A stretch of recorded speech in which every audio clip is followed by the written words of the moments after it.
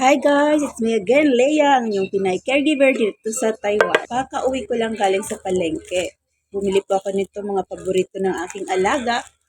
Ito yung isong, ano po siya, yung ground fried fish with a seaweeds. So yan, sobrang sarap na sarap siya dito. Actually, kahapon binilhan ko siya ng ito. Kaso, hindi ko nakita, ano pala siya, churro. Ibig sabihin baboy po. Kaya ayaw niya po yung flavor na baboy.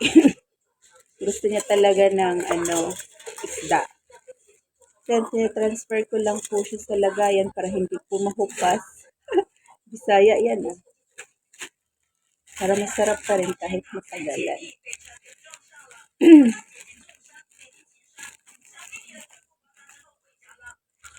Parang ang dami. Kalahati lang po yung binili ko kasi mahal siya. 200 po yan guys.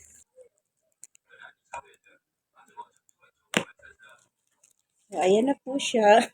And then, bumili ako ng isang ganito. Isang ganito kasi 50 lang. Every morning kasi, yung lugaw ni Lolo, nilalagyan ko siya ng kamote.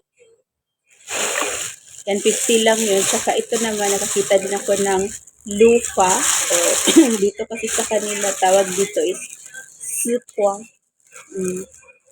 Po siyang patola ata ito sa atin. Yan po, hinahati ko po yan siya. Pakita ko sa inyo. Hinahati ko yan siya pang tanghali yung kalahati. Yung sa gabi naman yung kalahati. Pero pag gabi, nilalagyan ko po siya ng milk fish. Para maiba naman din. Tapos, bumili ko ako ng bigas. Ito, mabango po siya. Pag 185.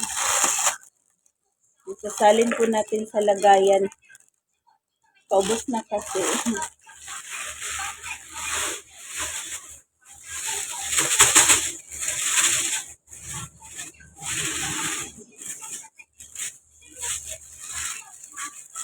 Yan.